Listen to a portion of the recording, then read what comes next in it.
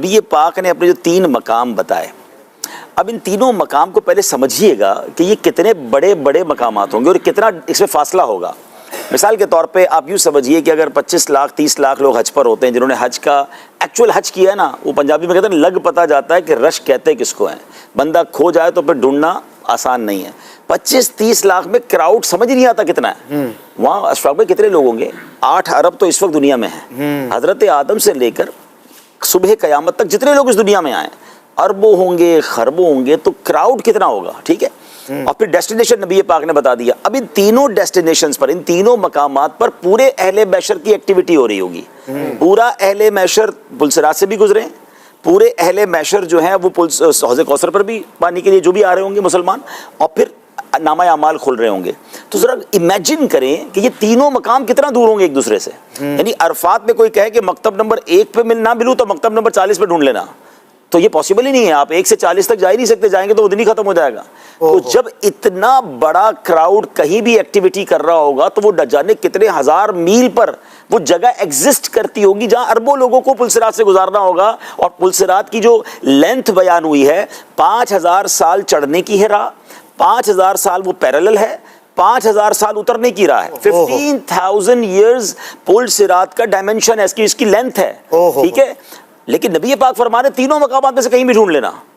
یہ کتنا بڑا کمال ہوگا قیامت کے دن کہ اتنے دور دور مقامات ہوں گے، مگر نبی پاک کے پاس جہاں جائیں گے تو پیارے اکان تینوں میں سے کہیں مل جائیں گے۔ اور یہی بات جو ہے مولانا حسن رضا خان صاحب نے ایک شعر میں سمجھائی ہے، مقام فاصلوں پر اور کام مختلف اتنے، تینوں کام الگ ہیں، ڈیفرنٹ کام ہیں، مقام دور دور ہیں۔ یہ کیسے ہوگا؟ مقام فاصلوں پر کام مختلف اتنے، وہ دن ظہور کمال حضور کا ہوگا۔ ایکچولی اس دن بتایا جائے گا کہ نبی پاک کا کمال کیا ہے، دکھائی جائے گی محشر میں شان محبوبی کہ آپ ہی کی خوشی آپ کا کہا ہوگا، غلام ان کی عنایت سے چین میں ہوں گے، عدو یعنی دشمن حضور کا آفت میں مبتلا ہوگا۔ پھر ایک اور خوبصورت بات جو نبی پاک کی امت سے محبت چھلکتی ہے، ڈائمنشنز یا ڈیسٹینیشنز کون سے بتائے؟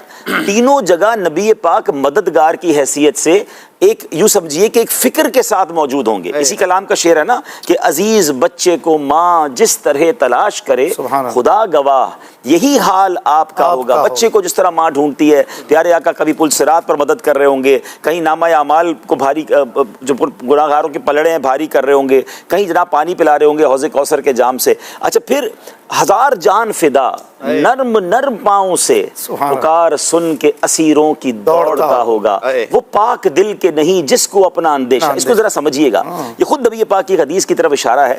پیارے آقا علیہ الصلوۃ والسلام فرمائیں گے کہ جب تمام انبیاء کو نور کے منبر دے دیے جائیں گے نا، تو میں اللہ رب العالمین کی بارگاہ میں کھڑا رہوں گا اس فکر کے ساتھ۔ حدیث کا خلاصہ ہے کہ کہیں مجھے جنت میں نہ بھیج دیا جائے۔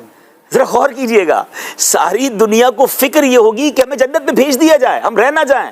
نبی پاک کو یہ فکر ہوگی کہ مجھے کہیں جنت میں نہ بھیج دیا جائے، میری امت پیچھے نہ رہ جائے۔ تو میں اللہ کی بارگاہ میں کھڑا رہوں گا کہ میرے امتیوں کو کسی طرح پہلے میں جو ہے ان کی شفاعت کر لوں۔ وہ پاک دل کے نہیں جس کو اپنا اندیشہ۔ پیارے آقا کو اپنی کیا ٹینشن ہے، ہم تو شافع روزے محشر ہیں، مگر ہجوم فکر و تردد میں گھر گیا ہوگا۔ ایسی فکر ہوگی کہ بس یہ بھی امتی بخشا جائے، اس کی بھی شفاعت ہو جائے۔ اب اس میں ایک شعر تھا، میں بچپن سے ہی کلام سنتا ہوں، مگر مجھے ایگزیکٹلی سمجھ آیا جب میں نے الحمدللہ عرفات کے میدان میں ایک چیز دیکھی اور اس کے بعد اس کو ریئلائز کیا۔